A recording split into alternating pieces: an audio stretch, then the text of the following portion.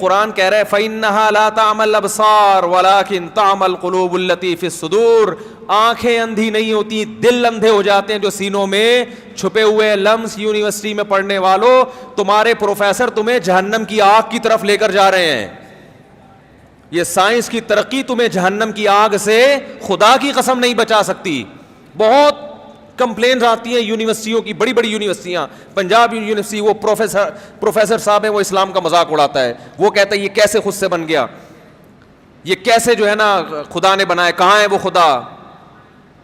پتہ چل جائے گا مرنے کے بعد انشاءاللہ. جو خدا اس مٹی سے آپ کو پیدا کر سکتا ہے. آج ہم نے سورہ طٰہٰ میں کیا پڑھا ہے؟ منہا خلقناکم. اللہ کہتے ہیں اسی مٹی کو مختلف پروسیس سے گزار کے میں نے تیرے جیسے انسان کو بنایا اور اس پروفیسر کو بنایا جو تجھے خدا کے وجود کا انکار سکھا رہا ہے. وفیہا نعیدکم. اور جب مرے گا تو اسی مٹی میں اس کو تحلیل کر کے دوبارہ دکھا دوں گا. دو طریقے تم نے میری قدرت کے دیکھ لیے ہیں، ایک ابھی دیکھا نہیں ہے، وہ میں دکھا دوں گا. ومنہا نخرجکم. اسی کو ریورس کر کے دوبارہ انسان بنا کے کھڑا کر دوں گا.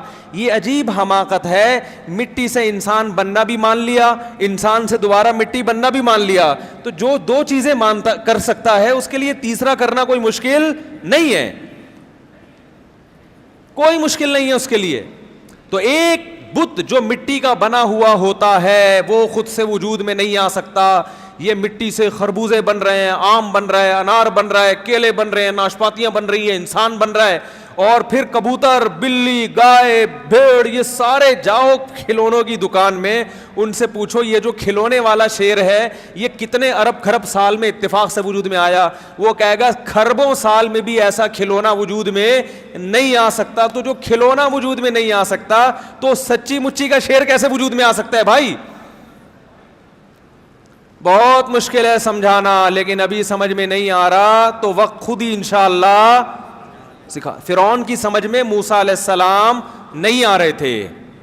قرآن آج ہم نے سورہ طٰہٰ پڑھی نا، وَلَقَدْ أَرَيْنَاهُ آيَاتِنَا كُلَّهَا. اللہ کہتے ہیں فرعون کو ساری نشانیاں دکھا دی میں نے، ہر طرح کی نشانیاں بتا دی جس سے اللہ کا وجود ثابت ہوتا ہے. مگر وہ موسیٰ علیہ السلام پر یہی طعنے کرتا رہا کہ موسیٰ علیہ السلام قوم کے پست آدمی ہیں، ترقی یافتہ نہیں ہیں. آج یہ یونیورسٹیوں کے وہ پروفیسر جو مذہب مخالف ہیں یہ کہتے ہیں مولویوں کو انگلش نہیں آتی، مولویوں کو سائنس کا نہیں پتہ.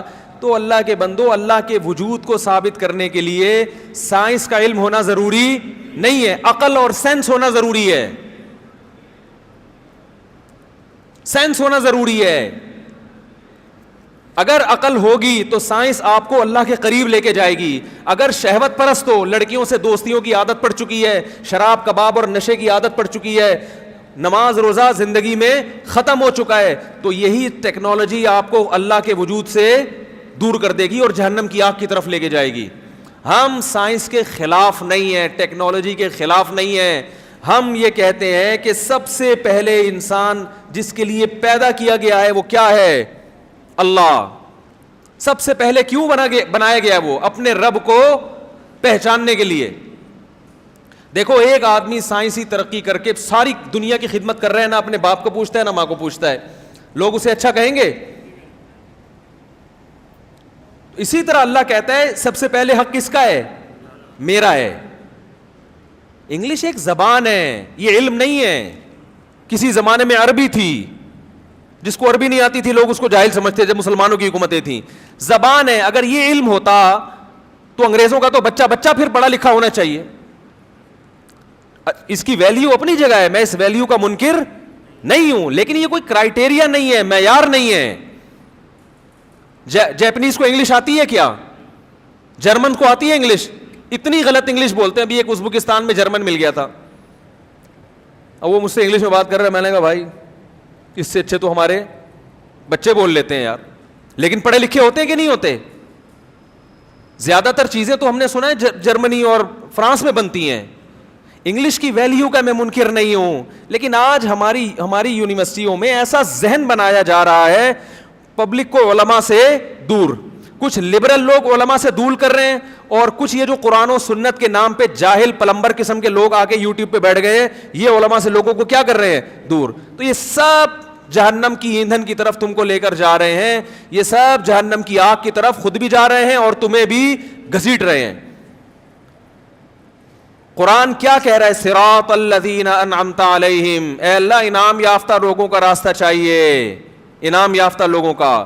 تو انعام یافتہ باقاعدہ لوگ ہوں گے, 4-6 آدمی نہیں ہو سکتے. حدیث کہہ رہی ہے لا تجتمع امتی علی ضلالہ, میری امت گمراہی پہ جمع نہیں ہوگی. پوچھیں تو صحیح ان لوگوں سے کہ جو آپ کو علماء کے خلاف لے کر جاتے ہیں, مذہب کا, کچھ تو مذہب کو مانتے ہی نہیں, جو مذہب کا لیبل لگاتے ہیں, ان سے پوچھو مجھے 10 ایسے علماء کے نام بتا جو تو تمہاری نظر میں برحق ہوں.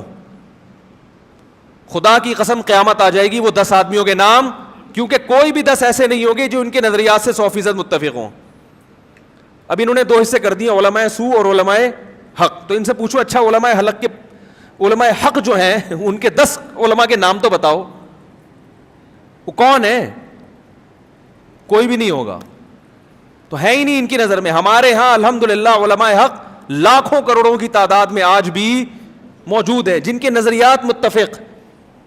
فروعی مسائل میں اختلاف تو ہمیشہ سے رہا ہے, بیسک اور نظریات سب کے آپس میں کیا ہیں؟ متفق ہیں. تو یہ جہنم کی آگ ہے جس کی طرف یہ لوگوں کو لے کر جا رہے ہیں. مجھے افسوس ہوتا ہے یونیورسٹیوں میں کیسے لبرلزم سکھایا جا رہا ہے, خدا کا انکار, پیغمبر کا انکار, ہر چیز پہ شک. جب طالب علم اس طرح کی باتیں سنے گا تو وسوسوں میں بہرحال آ جائے گا, پھر اس کو وہ اطمینان نہیں رہے گا جیسا اطمینان اسے پہلے ہوا کرتا تھا. تو اللہ نے قرآن میں کہہ دیا تمتعوا, مزے اڑا لو, فإن مصیرکم الی النار, آنا کہاں ہے؟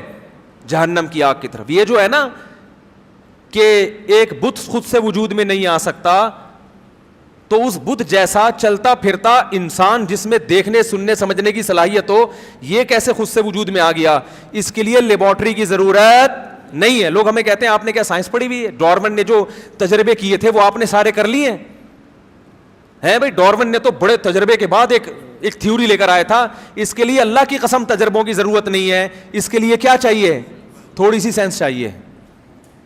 یہ ایسا ہی ہے جیسے میں نے ان سے, ایک صاحب کہنے لگے, میں نے کہا اچھا یہ جو بت بناتے ہیں ہندو, اگر کوئی آ کے سائنسدان کہے یہ کروڑوں سال کے بعد خود سے وجود میں آیا ہے, تو آپ اس سائنسدان سے کہو گے کیا آپ نے تجربے کیے ہیں؟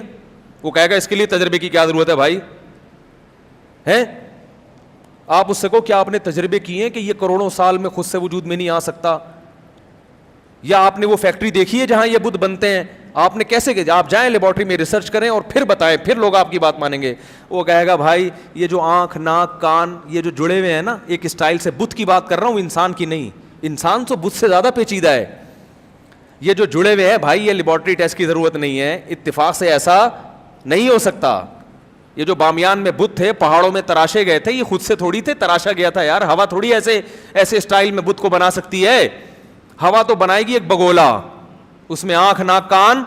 بادلوں میں بنتے ہیں, کبھی آپ نے دیکھا ہوگا وہ ایک گھوڑا بھی نظر آ رہا ہوتا ہے اور وہ بھی نظر آ رہا ہوتا ہے بت بھی, لیکن وہ ہمارا ایک خیال ہوتا ہے اور وہ بھی تھوڑی دیر کا ہوتا ہے, اس کے بعد وہ بھی غائب.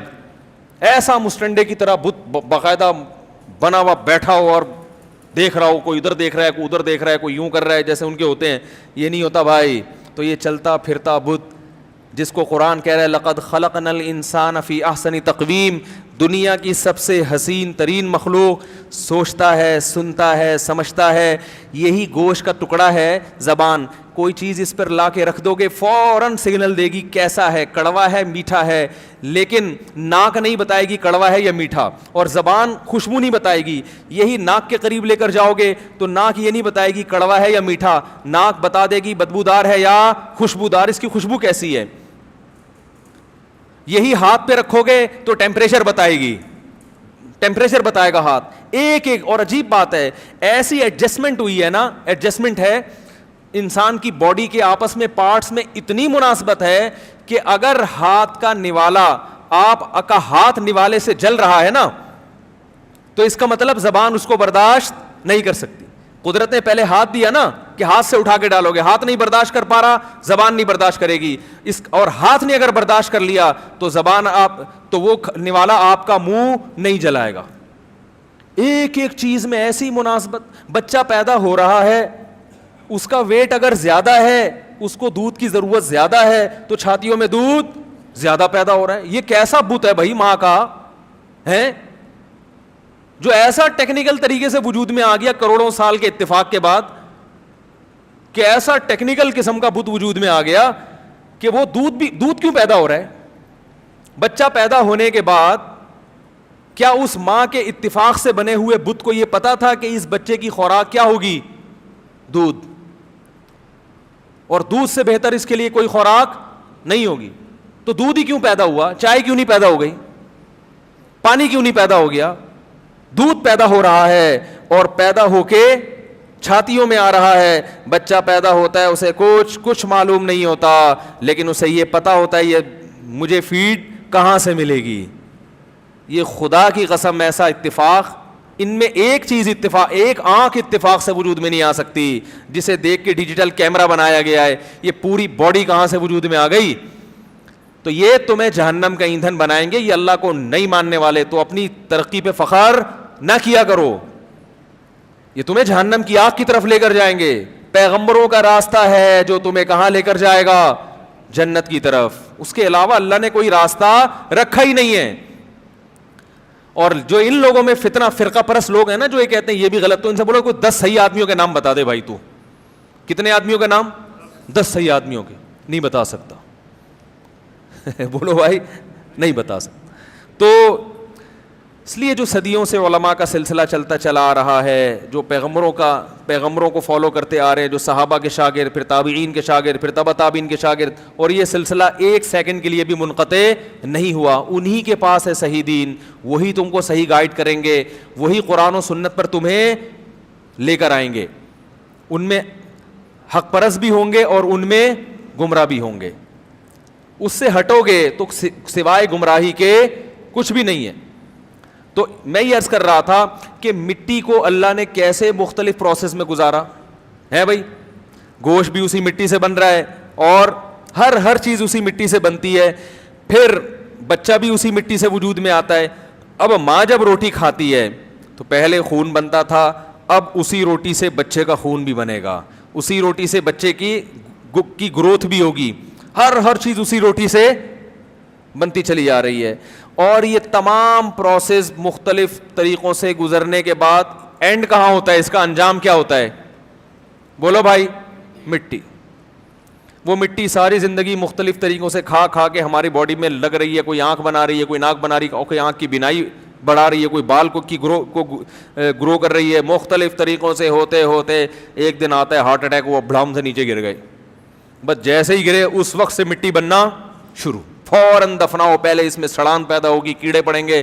ہوتے ہوتے 1 سال کے بعد قبر جا کے کھولو, مٹی کے علاوہ کچھ بھی نظر نہیں آئے گا. 2-4 ہڈیاں ہوں گی, وہ بھی تھوڑے عرصے کے بعد بولو نا کیا ہو گیا, وہ بھی مٹی. وہ تھوڑی لیٹ ہوتی ہیں مگر ہو جاتی ہیں, وہ بھی مٹی. ختم. پھر اس میں پودے اگاؤ ہیں, کیا خیال ہے, کچھ بھی کرو. تو یہ منہا خلقناکم, اسی مٹی سے بنایا, وفیہا, یہ اللہ کی قدرت ہے. تو یہی بات صالح علیہ السلام اپنی قوم سے کہہ رہے ہیں, ہوا انشاکم من الارض, اسی زمین سے تو اس نے بنایا ہی تمہیں, تو تم کیوں اتنا تکبر کر رہے ہو, ہمیں یہ آتا ہے, ہمیں یہ آتا ہے. اسی سے تو بنایا. واستعمرکم فیہا, اسی میں تمہیں آباد کیا, تمہیں نسل دی, تمہیں بڑھایا اس نے, آباد کیا اس نے. فاستغفروہ, لہذا تم سے جو غلطیاں ہوئی ہیں تو اپنے رب سے ان غلطیوں اور ان گناہوں پر توبہ کرو, معافی مانگو. ثم توبوا الیہ, پھر اسی کی طرف رجوع کرو. جن باتوں سے اس نے منع کر دیا ان باتوں سے رک جاؤ, جن باتوں کے کرنے کا حکم دیا وہ کام کر لو. تمام پیغمبروں کی ایک ہی دعوت ہے بھائی, جن چیزوں سے روکا جا رہا ہے رک جاؤ. شراب سے روکا جا رہا ہے, چرس ہیروئن سے روکا جا رہا ہے, لڑکیوں سے حرام دوستیوں سے روکا جا رہا ہے کہ نہیں جا رہا, عورت کو پردے کا حکم دیا جا رہا ہے, بے پردگی سے روکا جا رہا ہے, جلدی نکاح کا حکم دیا جا رہا ہے, رزق کی تنگی کے خوف سے نسل روکنے سے روکا جا رہا ہے, والدین کے ساتھ بد کلامی سے بولو بھائی روکا جا رہا ہے, عورت کو شوہر کی نافرمانی سے روکا جا رہا ہے, شوہر کو بیوی کے ساتھ کنجوسی والا معاملہ کرنے سے بولو بھائی روکا جا رہا ہے, بد اخلاقی کرنے سے روکا جا رہا ہے, اور والدین کو اولاد کے ساتھ جو بیسک ان کے بنیادی حقوق ہیں ان کو پورا نہ کرنے سے روکا جا رہا ہے. کچھ چیزیں اولاد کو اللہ نے بنیادی دی ہیں, ان میں ماں باپ کو دخل اندازی کی اجازت, زبردستی کی دخل اندازی کی اجازت نہیں ہے. بہت ساری چیزیں وراثت کھانے سے, بولو نا بھائی, روکا جا رہا ہے. نماز ضائع کرنے سے, اگر حج کا انتظام ہو گیا, پیسے اکٹھے ہو گئے, تو حج کو ڈیلے کرنے سے, بولو نا, روکا جا رہا ہے. فنڈر گیری سے, فنڈر گیری کیا کہتے ہیں, آتا نہیں ہے قرآن و حدیث, مگر علماء کو فالو کرنے کے لیے تیار نہیں ہے, علماء کو فالو کرنے کے لیے تیار نہیں ہے. اس کو کیا کہتے ہیں, فنڈر گیری. دکان پکوڑوں کی اور بات کروڑوں کی. ابھی میں نے ایک, چھوڑو پھر وہی آ جائے گا, وہی آج کل زیادہ اس کو فری کرا رہے ہیں, تو پھر ہر تھوڑے دن میں اس روزانہ میرے خلاف ایک نہ کلپ آیا ہوا ہوتا ہے. تو میں جتنا وہ اس کو بول رہا ہوں نا, وہ اتنا زیادہ کیا ہو رہا ہے, کلپ بازی اس کی. تو اس کو لگ رہا ہے, مجھے لگ رہا ہے اس کے بعد رمضان میں کرنے کے لیے کوئی کام ہے نہیں, تو میں اس کو موقع فراہم کر رہا ہوں. ابھی ایک اور کلپ اس کا آج ہی میں نے دیکھا, اس کا بڑا خاندانی جواب ہے, لیکن وہی ہوگا کہ پبلک کہے گی یار یہ کیا مرغوں کی طرح آپس میں لڑ رہے ہیں. تو اللہ کرے کوئی عقل مند ہو جو اسی کو وہیں بیٹھے بیٹھے جواب دے. تو ہم نے کہا ہے بھائی بٹھاؤ, ہم ذرا آپ سے کچھ سوالات پوچھیں گے, سامنے بٹھاؤ کہ میں نے یہ دعویٰ کیا تھا, اس کا آپ نے غلط جواب کیوں دیا. ایک ایک چیز, دودھ کا دودھ اور پانی کا پانی ہو جائے گا. باقی عورتوں کی طرح جو شرارتی عورتیں ہوتی ہیں نا گھر میں, سب عورتوں کی بات نہیں کر رہا, جو شرارتی عورتیں گھروں میں لڑاتی ہیں, کیسے لڑاتی ہیں, تو نے یہ کیوں بولا, تو نے یہ کیوں بولا, تو نے تو یہ بولا تھا, میں نے تو یہ بولا تھا, تو نے تو اس وقت یہ بولا تھا, اور ہم نے جواب میں. تو آدمی پاگل نہیں ہو جاتا جب گھر میں آتا ہے, ساس بہو کی سنتا ہے, اس نے میرے کو یہ بولا تھا, تم نے جھوٹ کیوں بول رہی ہے, تو نے میرے کو یہ تو نہیں بولا تھا. اس قسم کے کلپ آ رہے ہیں, کوئی علمی بات نہیں ہوتی. میں نے کہا تھا نا کہ نبی صلی اللہ علیہ وسلم نے فرمایا امت کو 2 حصوں میں ڈیوائڈ کیا, حامل فقہ غیر فقیہ. یہ صحیح حدیث ہے, میں نے نہیں کہا بخاری میں ہے, بالکل صحیح حدیث ہے کہ اس امت میں کچھ ایسے ہیں جو علم کو سمجھتے ہیں اور کچھ علم کو سمجھتے نہیں ہیں. تو اس کو چاہیے وہ انکار کرے اس حدیث کا, کہ ایسی کوئی حدیث نہیں ہے جس میں اللہ کے نبی نے امت کو 2 حصوں میں ڈیوائڈ کیا ہے. اس کو پتہ ہے پکڑا جاؤں گا چوڑے میں, اور اس بات کا مذاق اڑائے کہ کوئی امت 2 حصوں میں نہیں ہے, سب حدیث سمجھیں. حالانکہ صحیح حدیث ہے جس میں آتا ہے کہ امت میں ہر شخص جو بھی حدیث جانتا ہے وہ حدیث سمجھتا نہیں ہے. اس کا کوئی جواب نہیں دیا جو اصل بات تھی. کہتے ہیں جو مطلب کی عبارت تھی اسے پنجوں سے گھس ڈالا, کبوتر لے کے آیا ہے میرے خط کا جواب آدھا. ایک محبوبہ نے اپنے عاشق کو خط لکھا, پہلے کبوتر لاتے تھے خط, تو اس میں پہلے تو شروع میں اور خیر خیریت اور السلام علیکم خیریت سے یہ شروع میں ہوتا ہے نا, خداوند کریم سے خیریت مطلوب, خیریت مقصود, امید ہے آپ بھی خیریت سے ہوں گے, ہم بھی خیریت سے, اور کچھ باتیں کر کے پھر درمیان میں کوئی عشق معاشقے کی باتیں ہوتی ہیں, آخر میں پھر سلام دعا, اور بھائی امید ہے یہ سلسلہ جاری رہے گا اور آپ کے ابا اللہ نے چاہا تو مان جائیں گے, وغیرہ وغیرہ. تو وہ کبوتر جب لے کر آیا نا خط, تو درمیان میں جو عشق معاشقے کی باتیں تھیں وہ بیچارے وہ پنجوں سے کیا ہو گئیں, گھس گئیں, اور صرف اوپر خیریت اور آخر میں سلام دعا. تو شاعر جل کے کہتا ہے جو مطلب کی عبارت تھی اسے پنجوں سے گھس ڈالا, کبوتر لے کے آیا ہے میرے خط کا جواب آدھا. اور پورا شعر سنا دوں, بات چل پڑی ہے. تو وہ شاعر کو نا محبوبہ سے یہ تکلیف ہو رہی تھی کہ کمبخت یا تو جو ہے نا اپنا جلوہ کرا ہی نہیں ہے بھائی, یا تو جان چھوڑ دے یا شادی کر لے. تو اس پہ شاعر نے کہا کہ ابتدائے عشق میں دل ہوا یوں خراب آدھا, کہ جیسے سیخ پہ چڑھتے ہی جل جائے کباب آدھا. لگتا ہے میرے محبوب کی ایک آنکھ غائب ہے, کہ اس نے جب بھی پلٹا ہے تو پلٹا ہے نقاب آدھا. کہہ رہا بھائی یا تو مکمل پردہ کرو. تو ان سے بھی میں یہ سوال پوچھتا ہوں کہ آپ کو کسی کی بات میں صرف نیگیٹو یعنی وہ چیزیں اچھالنے کا جس سے منفی پروپیگنڈا ہو رہا ہو, وہ کیوں شوق ہے؟ آپ اس کی پوری بات کو لے کے جواب کیوں نہیں دیتے؟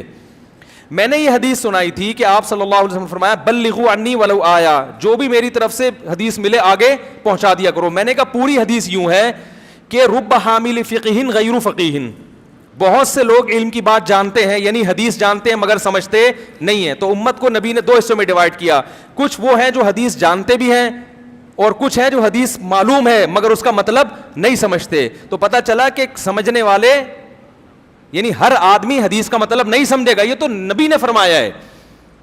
اگر ہر آدمی کے سامنے حدیث آئے سمجھنے لگے تو پھر یہ نبی کی حدیث غلط ہو جائے گی نا. تو اس کا انہوں نے جواب دیا کہ بخاری میں ایسی کوئی حدیث, میں نے کب کہا کہ بخاری میں ہے؟ اسی معنی کی حدیث موجود ہے، نظر اللہ امرأ سمع مقالتی، اللہ اس شخص کو تر و تازہ رکھے جو میری بات سنے اور آگے پہنچا دے. بالکل یہی الفاظ چینج ہیں، مفہوم یہی ہے. اس کے آگے الفاظ کیا ہے کہ نبی نے اپنی بات دوسرے کو پہنچانے کا حکم اس لیے دیا کہ رب حامل فقہ غیر فقیہ، کہ جس کو حکم دیا جا رہا ہے نا آگے پہنچا دو، اس کو بتایا جا رہا ہے کہ ممکن ہے تمہیں حدیث معلوم ہو مگر تم اس کا مطلب نہیں سمجھتے، تو ایسے آدمی کو پہنچا دو، ہو سکتا ہے وہ سمجھتا ہو. تو جو سمجھتے ہیں ان کو فقہا کہا جاتا ہے، اور جو نہیں سمجھتے ان کو پلمبر بھی کہہ سکتے ہیں آپ، انجینئر بھی کہہ سکتے ہیں، پروفیسر بھی کہہ سکتے ہیں، فقیہ نہیں کہتے. تو حدیث بتا رہی ہے کہ حدیث کا مطلب کس سے سمجھو؟ فقہا سے. یہ مطلب کی عبارت تھی، اسے پنجوں سے گھس ڈالا. ٹھیک ہے نا، اور کلپ بنا دیا میرے خلاف. بہت مشکل ہے سمجھانا. تو یہ شعر یاد کر لیں، بہت کام آئے گا. اچھا میرے بھائی، کہاں سے بات کدھر لگا دیا یار آپ لوگوں نے؟ کیا بات چل رہی تھی؟ صالح علیہ السلام نے قوم سے کہا ہوا انشاکم من الارض، اللہ نے تمہیں کہاں سے پیدا کیا؟ زمین سے. زمین سے، مٹی سے بنایا، مٹی کو مختلف مراحل سے گزارا. واستعمرکم فیہا فاستغفروہ، اس سے استغفار کرو. ثم توبوا الیہ، اور اسی کی طرف رجوع کرو. ان ربی قریب مجیب، میرا رب قریب بھی ہے اور تمہاری دعا کو سننے والا بھی ہے. توبہ کرو، اللہ تمہارے گناہوں کو معاف کرے گا. قالوا یا صالح قد كنت فینا مرجوا قبل هذا، جواب کیسا عجیب ہے. اے صالح، تجھ سے تو ہمیں بہت ساری امیدیں تھیں. ہے بھائی، جیسے بچے، کوئی ماں باپ کا بچہ نیک بن جائے، تبلیغ میں 4 منٹ لگا کر آ جائے، ابا سے بولا ابا نماز پڑھا کریں، اماں نماز پڑھا کریں، یہ کیا ہو رہا ہے گھر میں ٹی وی، تو کہتے ہیں یار تو کیا بن کے آ گیا ہے؟ بڑی امیدیں تھی، تو ابھی امریکہ جانا تھا، تو نے تیرے لیے تو ہم نے سوچا ہوا تھا، تو ابھی وہاں کسٹم میں جائے گا، ہیں کسٹم میں کیا کرے گا؟ تو نوٹ چھاپے گا وہاں جا کے. تجھے تو ہم نے بہت ساری جگہ پہ، جن کا میں نام لوں گا تو ان کے فالز آنا شروع ہو جائیں گے ان اداروں سے، وہ کیوں ہمارا مذاق اڑا رہے ہو. تو ہم نے تو تجھے ایسی جگہوں پہ بھیجنے کا سوچا ہوا تھا. ہم نے سوچا تھا تو سیاست میں جائے گا تو کچھ کرے گا. یہ تو نے مولوی بن کے نصیحتیں کب سے شروع کر دی؟ نہیں آ رہی بات سمجھ میں. یا صالح قد کنت فینا مرجوا قبل هذا، اس سے پہلے ہمیں تجھ سے بڑی امیدیں تھیں. ایک صحت مند تھا، قبائلی جنگوں میں ہمارے کام آتا اور بہت کچھ ہمارے لیے کرتا. کیا تو نے نصیحتیں کرنا شروع کر دیں؟ یہ کرو، یہ نہ کرو، یہ کیا ہو رہا ہے؟ اتنہانا ان نعبد ما یعبد آباؤنا، تو ہمیں ہمارے باپ دادا کے دین سے روکتا ہے، جن معبودوں کی ہم اپنے عبادت کرتے ہیں، باپ دادا جو عبادت کرتے تھے، تو حکم دیتا ہے کہ ہم اسی کی عبادت کریں. وَإِنَّنَا لَفِي شَكٍّ مِّمَّا تَدْعُونَنَا إِلَيْهِ مُرِيبٍ، ہم تو شک میں پڑے ہوئے ہیں، جو دعوت تو دے رہا ہے ہمیں اس دعوت پر اطمینان نہیں ہے. صالح علیہ السلام نے کہا یا قومی ارأیتم ان کنت علی بینۃ من ربی، اے میری قوم اگر میں رب کی طرف سے دلیل پر ہوں، وآتانی منہ رحمۃ، اور اللہ نے مجھ پر رحم کیا، فمن ینصرنی من اللہ ان عصیت، تو میں اگر اللہ کی نافرمانی کروں گا تو اللہ کے عذاب سے مجھے کون بچائے گا، اور تم تو مجھے خسارے میں ڈال رہے ہو. یا قوم ہذہ ناقۃ اللہ، قوم نے کہا کوئی معجزہ دکھائیں. کیا معجزہ؟ انہوں نے کہا اونٹنی نکال کے دکھائیں اس پہاڑ کا. ایسا بیہودہ مطالبہ ہے نا، یہ کر کے دکھائیں، وہ کر کے. تو صالح علیہ السلام نے اللہ سے دعا مانگی، اللہ نے اور اشارہ کیا، پہاڑ سے کیا نکل آئی؟ اونٹنی. اب اللہ جب ایسی کوئی دلیل دکھاتے ہیں نا جس کے سامنے لوگ عاجز ہوں، پھر اللہ کے حکام اس کے معاملے میں سخت ہو جاتے ہیں. پھر اللہ نے حکم دیا کہ یہ اونٹنی نکل تو گئی ہے، اب یہ اللہ کی اونٹنی ہے، لہذا یہ جب پانی پیے گی تو کوئی اور جانور پانی نہیں پیے گا. اور وہ ہٹ ہٹ کر کے پانی پی جایا کرتی تھی. اب یہ ڈر بھی رہے تھے کہ اس اونٹنی کو قتل کریں گے تو پھر مسئلہ نہ ہو جائے، یہ تو ہمارے سامنے پہاڑ واقعی اللہ نے نہ نکالی ہو. تو قرآن میں آتا ہے وَقَارَ فِي الْمَدِينَةِ تِسْعَةُ رَهْطٍ يُفْسِدُونَ فِي الْأَرْضِ وَلَا يُصْلِحُونَ، کچھ 9 شرارتی لوگ تھے جو اکثر شرارت کیا کرتے تھے. ہر جگہ کچھ شرارتی ہوتے ہیں نا، کافروں میں بھی کچھ کم درجے کے، کچھ زیادہ درجے کے، کچھ تھوڑا شریف شرفا ہوتے ہیں، وہ مذہب تو نہیں مانتے لیکن وہ شرارت بھی نہیں کرتے. تو ہر جگہ ایسے لوگ ہوتے ہیں. تو ان میں کچھ شرارتی لوگ تھے، انہوں نے جمع ہو کر اس اونٹنی کی ٹانگیں کاٹ ڈالی اور اس کو قتل کر دیا. اور جب ان کو قتل کیا ہے تو اللہ نے فرمایا یا قوم ہذہ ناقۃ اللہ لکم آیۃ فذروها تاکل فی ارض اللہ، اس کو چھوڑ دو، یہ اللہ کی زمین میں چرتی رہے گی. ولا تمسوها بسوء، اس کے ساتھ برائی والا معاملہ نہ کرنا، اسے قتل نہ کرنا. اگر کیا فیاخذکم عذاب قریب، بہت جلد تم پر عذاب آ جائے گا. فعقروها, شرارتی لوگ تھے, انہوں نے مل کے قتل کر دیا. جب قتل کیا ہے فقال تمتعوا فی دارکم ثلاثۃ ایام, صالح علیہ السلام نے کہا اپنی قوم جو ایمان والے تھے ان کو لے کے نکلنے لگے اور کہا کہ تمہارے پاس 3 دن ہیں, 3 دن تم اس بستی میں مزے اڑاؤ.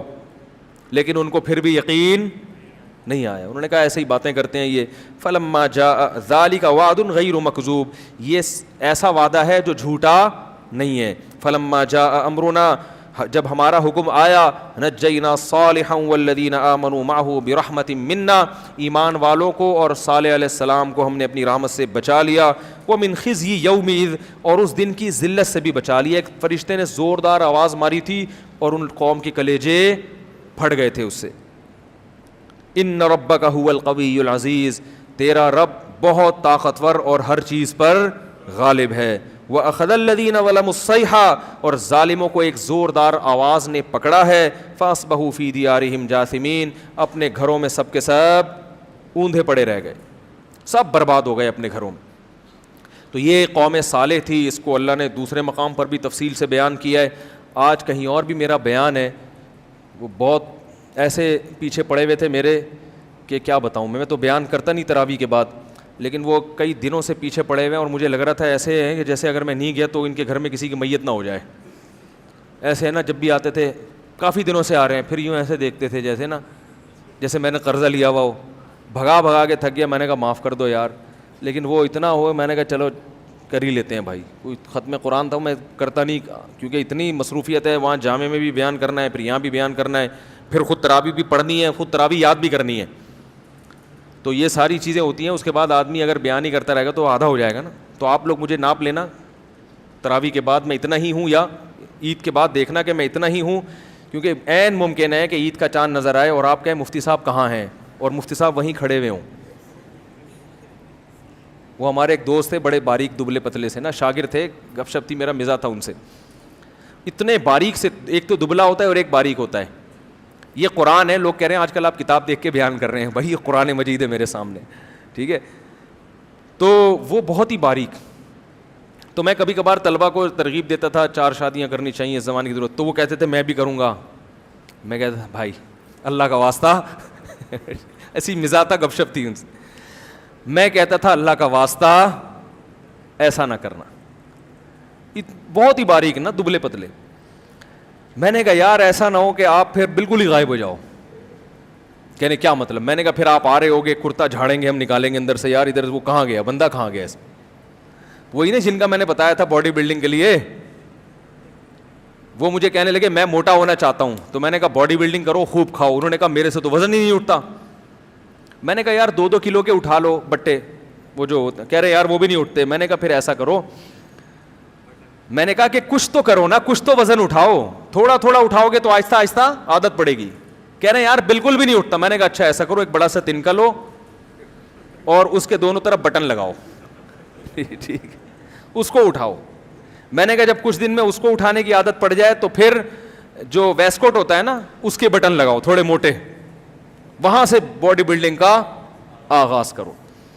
تو جو کام آپ سے نہیں ہو رہا تو بھائی جتنا ہو رہا ہے اتنا تو کرو نا, کیا خیال ہے.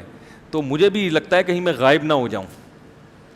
تو بیانات بولنے سے ٹھیک ٹھاک انرجی خرچ ہوتی ہے انسان کی. یہ جو لوگ کہتے ہیں نا, جو مزدور پہ تو لوگ ترس کھاتے ہیں جو گڑھا کھود رہا ہے کہ ہائے ہائے ہائے بیچارہ, ہائے ہائے ہائے, اور یہ جو بولنے والا ہے اس پہ ترس نہیں کھاتے, بلکہ آج کل تو کلپ نکال کے کیڑے نکالتے رہتے ہیں اور بدنام کرتے ہیں اس کو. ٹھیک ہے دعائیں دینے والے بھی ہوتے ہیں لیکن بدنام کرنے والے بھی بہت ہوتے ہیں. تو بولنے سے اچھی خاصی انرجی خرچ ہوتی ہے. کیا کہہ رہا تھا یار, ایک بات ذہن سے نکل گئی بڑی دلچسپ. ہاں پنجاب میں جو ہے نا, پنجاب میں جو خطیب ہوتے ہیں اور جو تراویح پڑھانے والے امام ہوتے ہیں ان کے لیے دودھ جلیبی کا پائے کا انتظام ہوتا ہے. امامت کا اور خطابت کا مزہ پنجاب میں ہے, کراچی میں نہیں ہے.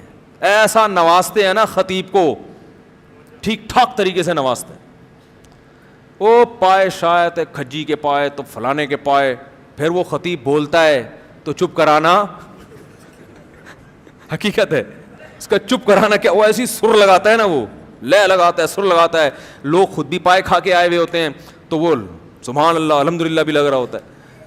تو دیکھ لو بھائی, ہمارے یہاں سوائے ثواب کے تراویح پہ بھی صرف ثواب ملتا ہے اور بیان پہ بھی کیا ملتا ہے, ثواب ملتا. تو اللہ کرے مل جائے, ایسا ڈر لگتا ہے کہ کہیں یہ بھی نہ ملے تو پھر کیا ہوگا. تو اللہ کرے ثواب تو ملے, اس لیے دعا مانگتا ہوں اللہ سے کہ ٹوٹی پھوٹی اللہ خدمت لے رہا ہے قبول ہو, اور جو ہماری ذمہ داری اللہ اس کو پورا کرنے کی توفیق عطا فرمائے.